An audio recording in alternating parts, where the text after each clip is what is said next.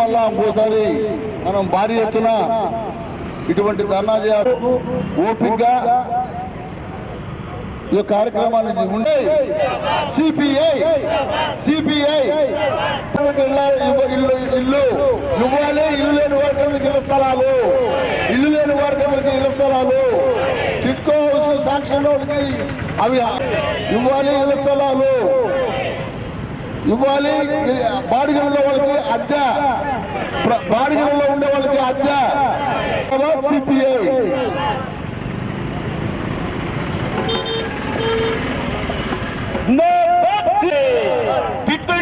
మౌలిక సదుపాయాలు వెంటనే, మౌలిక సదుపాయాలు వెంటనే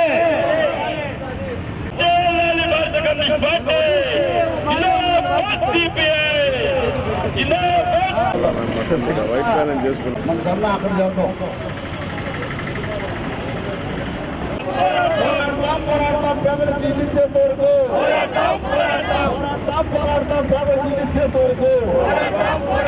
ఎన్నికల వాగ్దానం ప్రకారం పేదలకు పట్టణంలో 2 సెంట్లు, గ్రామాల్లో 3 సెంట్లు. ఎన్నికలప్పుడు చంద్రబాబు నాయుడు ఇచ్చిన వాగ్దానం ప్రకారం సిపిఐ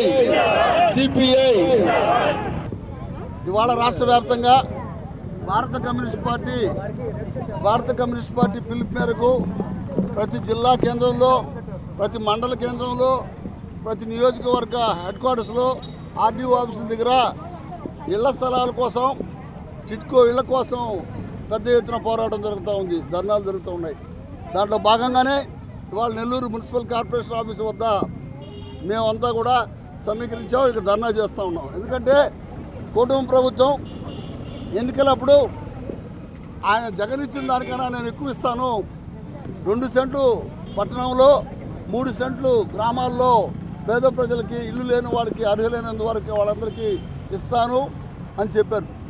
కానీ ఇప్పటిదాకా దాని గురించి పట్టించుకోవాలా. మొన్న ఏమన్నారంటే ఉగాదికి టిట్కో హౌస్ అయితే ఇస్తాము, మిగతా వాళ్ళు అర్జీలు పెట్టుకోండి అని చెప్పని ఒక ఇళ్ల స్థలాల అర్జీ యొక్క మోడల్ రిలీజ్ చేశారు. ఇవాళ ఆ మోడల్ ప్రకారం మళ్ళా తిరిగి మేము దాదాపు 500 పైన అర్జీలు ఇవాళ కమిషనర్ గారికి ఇవ్వబోతూ ఉన్నాం. ఎందుకంటే కూటమి ప్రభుత్వం చెప్పిన మాట ఏది కూడా అమలు చేయడట్లా. ఎందుకంటే ప్రతి సంవత్సరం నిరుద్యోగులకి ఏం చెప్పారు, జాబ్ క్యాలెండర్ అన్నారు. 2 సంవత్సరాలు అయిపోయిన తర్వాత మొన్న కంటి తుడుపుగా 11,60 ఉద్యోగాలు ఇస్తున్నట్టు ప్రకటించారు, రిలీజ్ చేశారు. అంటే 2 సంవత్సరాలు గమ్ముగా ఉండారు.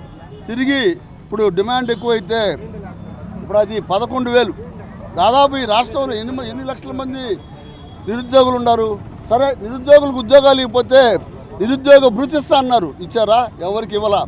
అదేవిధంగా మహిళలకి పెన్షన్ ఇస్తా అన్నారు, 1500, అది ఇవ్వాల.